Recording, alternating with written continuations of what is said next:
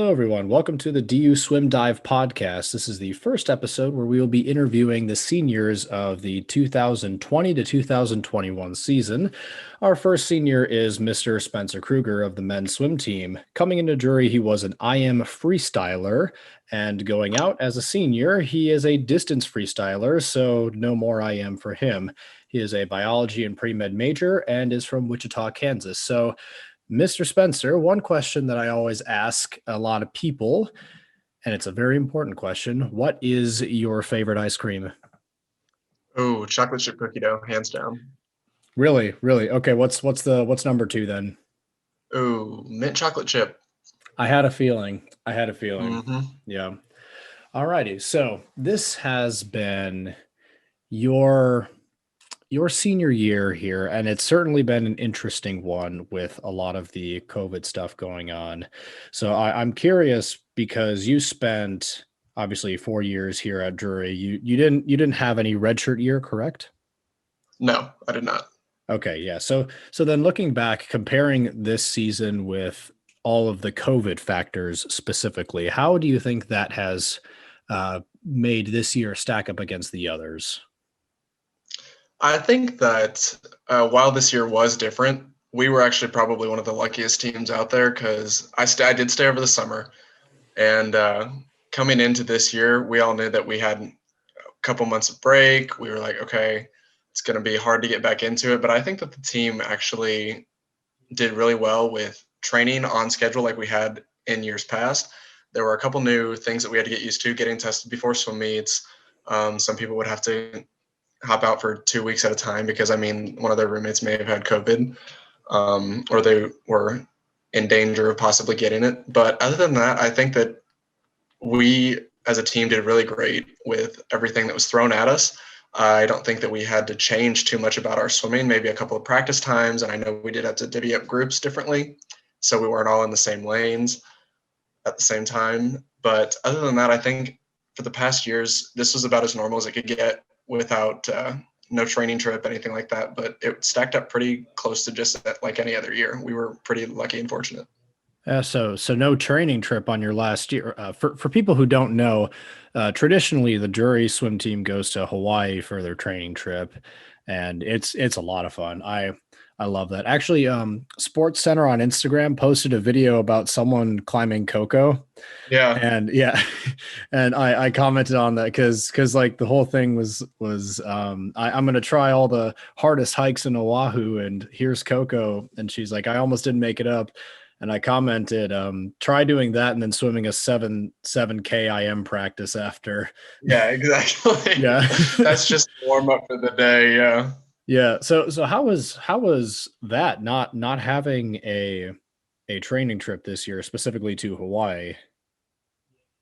So it was a bummer, that's for sure. I think we all knew coming out of my junior year, so this previous season, hearing about COVID and everything, we're all like, it's probably on the fence. And then hearing that we probably aren't going to get it, it was probably prepared myself for that one. I have been 3 times before that, so I'm not here to complain about not going to Hawaii for a fourth time as a senior in college. We were definitely fortunate enough to get 3 years, but it was hard because definitely training is completely different once you are in Springfield, Missouri with snow and negative-degree weather in the winter Well, yeah, versus well, Hawaii. snow now, that's for sure. Yeah, exactly. So I was like, I'm a little tired of the snow. It was a little rough not having that break to be nice and warm for a couple weeks, but no, it was good. I mean, had 3 years, but yeah, it was a little disappointing not getting to Hawaii this year. Hey, being from Wisconsin, this is a dream for me because I haven't seen snow like this in a long time, and I was not expecting to actually see it in Missouri of all places. So I can I only think this is the imagine what it's worst. like back home. Yeah, I feel like this is probably the worst that we've had in my 4 years being here, and snowfall amount at least. So Yeah. I mean, it could be worse, could be ice, you know. yeah, yeah, exactly. Yeah, so I'm glad that it was cold enough to just be like snow and not that Yeah, weird lukewarm kind of really cold. powdery. Yeah, it's really Yeah. nice powdery snow. Yeah, yeah. And so, not having the train trip, obviously result of COVID and policies that kind of forbade that. So you said it took a little while to get used to some of the COVID policies. Which one would you say was the longest to get used to? That one I would probably say walking in, getting your mask on before practice and getting your temperature taken and the stuff that we had to do for practice.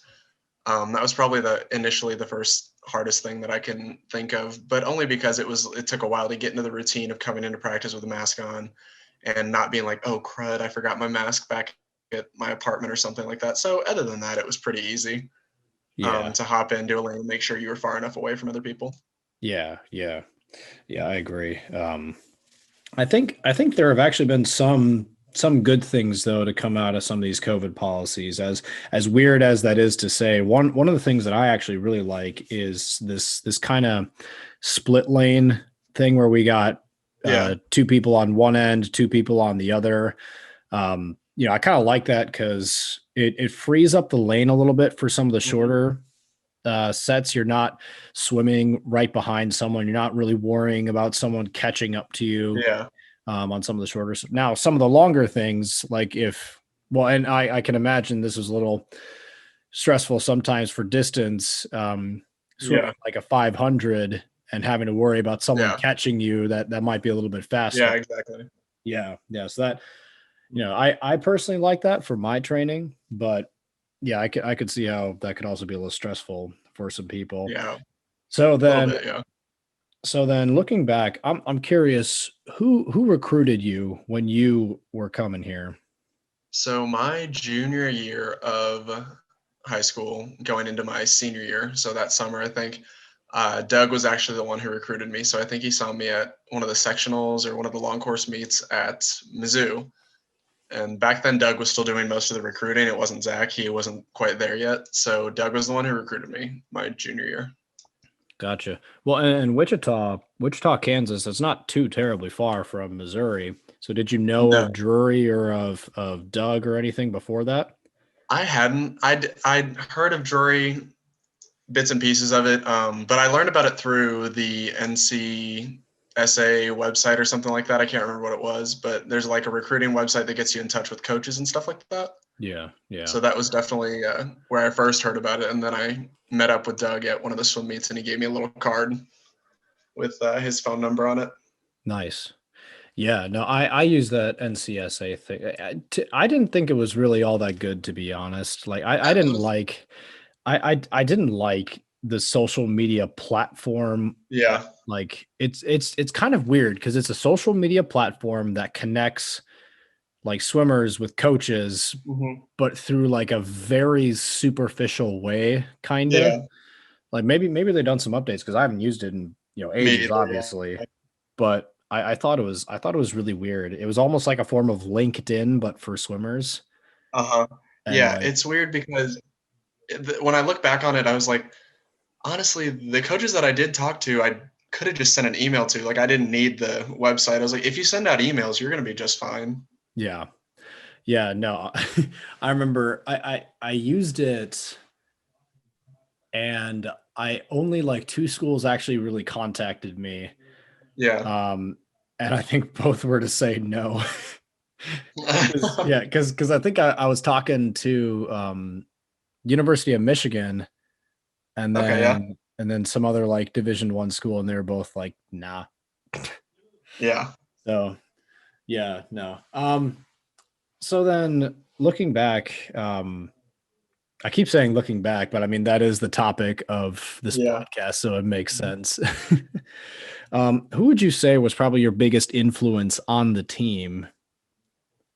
Ooh, that's a good one. I would probably say initially in like my freshman year when I was swimming with IM group and Reynolds, I'd say probably the junior senior boys. So Jesus Flores, Dan Maynard, Kevin Stratton, Ramiro Olivares. The older guys who were kind of take you under their wing and you go through the hard practice with them. It's like having a bunch of big brothers. And I was the oldest of five, so I had never had older siblings. So it was kind of nice to hop into that group and be the youngest one in the group first time and having everybody tell you, hey, this is how it's going to go. This is what we're going to do. It was really, really nice. But after that, it was probably Doug as a distance coach.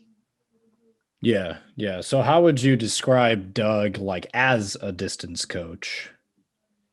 Okay, Doug is a distance coach. He is a very laid back and encouraging coach. Doug will talk to you through a set and he'll joke with you about it. Like if you're having a bad day, Doug's not going to make you feel bad about it. He is going to tell you, hey, like it's okay. Like I think you can do this. Like don't worry. I know you're going slow. Like I know it's not the best set in the world, but like I think you can do it. So like let's try a little harder. Like I think you can do it. But he's never going to be one to get mad at you or like send you out of practice. But he's definitely encouraging and keeps practices lighthearted for the harder days. So how has he changed, if at all, when you first met him to now? Because he's been here for a little while now, so he's pretty like he's pretty comfortable, in his position here. Whereas Yeah. as Zach is pretty new, but he's gotten very comfortable very quick. Yeah. Yeah. So how has Doug changed, if at all? So I think the biggest thing is that Doug is confident in what he's doing with the swimmers now. Not that he ever wasn't to begin with, but he would come in and we would do a set and he'd say, okay, maybe we'll do this or maybe we'll do this. But he now, like even in the 3 years that I've been with him, he's very sure he knows exactly what he's doing. He's writing up sets that are perfect for the distance swimmers. He's got everything going to a T. It's just become a lot more streamlined. And I don't know if that's because I've been with him for 3 years and we understand each other, but Kind of like he knows all the little shortcuts. Yeah. Gotcha. Nice. Mhm. Nice. Yeah. Okay. So let's talk a little bit too about GLVC, because we just had our conference GLVC meet about. It's crazy to think that was like almost a week ago. Almost a week ago. Yeah. Yeah. This week has flown by. And that is, are you competing at the last chance meet that we got before we head off to nationals? So no, I'm done. I will be there to either time or support, but I will not be swimming. No. Gotcha. So that was the GLVC meet was your last swim meet. Mm-hmm. So how did you feel about your performance at the meet? Good. It ended on a good note. Best times all around the board. It was a good meet. I think they did really well with handling COVID. I was happy to be there for one last time, or at least at the GLVC championships, just to have that experience one more time, because I know a lot of people don't get that. But I was happy about it. Yeah. Well, and also, like, that was a beautiful pool. It really was. It was a lot better than where we've had GLVCs in the past few years. Yeah. Historically, for those listening, we've had GLVC at Crawfordsville, Indiana, and which I haven't been anywhere else aside from this year than Crawfordsville. My freshman and senior year, my freshman and sophomore year were both in Crawfordsville. This is the first year, I think, in Elkhart. Yeah, this is the first year in Elkhart, but I'm trying to figure out how long it's been since Crawfordsville has like not been the location for conference. But either way, it's been a very long time. But this pool is beautiful, because that wasn't just a 50-meter pool. That was a 50-meter pool plus some more, so you had plenty of cool down space. That was a beautiful pool. So how did you feel then being on a team for your last year and your last meet that won the conference meet? It was a good feeling, because I know we've had some building years for the past, or when I first came in, or we would get close, and not everybody was always tapered, and not everything clicked. But this time we had a great team to rally behind each other, and everybody really swam their butts off, even though a lot of them weren't tapered. So I was really proud to finally be able to say, hey, we finally won. It was a good feeling. Yeah. Well, and I think one thing that really seriously helped, because when you compare championship meets to dual meets, the points are scored differently, and it makes sense why. When you're looking at a dual meet, the front half is is weighed much more heavy. So like first is weighed the heaviest by like a large margin compared to, Yeah. second and third, and even like, 4, 5, and 6 and 7 all combined. But when you go to championship meets, it's not like that. It's still first place is obviously the most points, but the points are spread around a little bit easier. Hmm. So like one of the things that really helped was even if we didn't get first in the event, we had at least like 2 or 3 people Yeah. within the top 8 or 10 or however many lanes that they were scoring at. I can't remember. Yeah. We had people in there, so I think that really helped us this year at GLVC. So then, what were your thoughts before swimming your last race?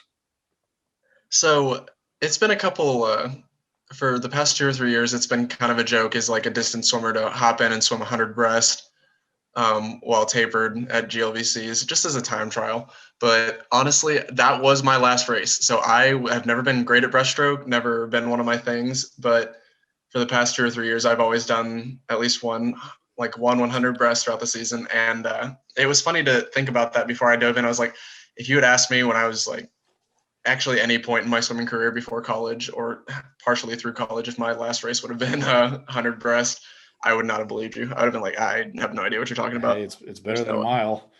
Yeah, exactly. That is exactly what my first thought would have been, is that it's probably going to be the mile. So did you do anything special or anything fun for your last race, or did you just swim a solid 100 breast? Just a solid 100 breast. It was talking to the people who were still there. We had some of the girls there timing. I think Cami and Mackenzie were there timing behind the blocks since we had to supply our own timers for this meet. But no, other than that, it was just like a good race. Got it over with. Got some hugs, some high fives, and then that was it. And the feeling coming out of the water, knowing that was your last race and that this was it for your college career, at least, unless you obviously have any plans to do nationals or Yeah. masters, Mm-hmm. unless you have any plans for that. But otherwise, this is it. Did you have any special thoughts about your last race, your last meet, about it being done? It's weird because you know that it's coming up. I've known for the whole like the past 5 months. I've always been like, oh, okay, I've only got 5 months of swimming left. Oh no, but it comes up quickly. And getting out after my last race, I was like, it's like when you turn like 21 or you turn 18 for the first time, or for the only time, I guess. But when you get 1 year older, you don't really feel any different. You know that it's different. You know that you're 18 or you're 21, something has changed, but it's like there's no different feeling. And I know that's going to come later on. I feel like in 3 or 4 months when I'm like, oh man, I'm really not swimming anymore. It's just going to be kind of an aha moment. But at that moment, I was just like, try to enjoy it. Take a long warm down because this is probably the last time you'll feel this good with a taper, fully shaved, and a suit on. Yeah. But yeah, that was one of the last thoughts. Was just enjoy it. You're going to be there for a little bit, but never again after this. So Yeah. Yeah. That's kind of a scary thing to think about sometimes, considering how much time we dedicate into yeah, this, that it can suddenly end. And I mean, if here's a fun way to think about it too. If you were to have swam a mile as your last event, the start of the end, would have started at the beginning of the mile and ended what, like 15 minutes later.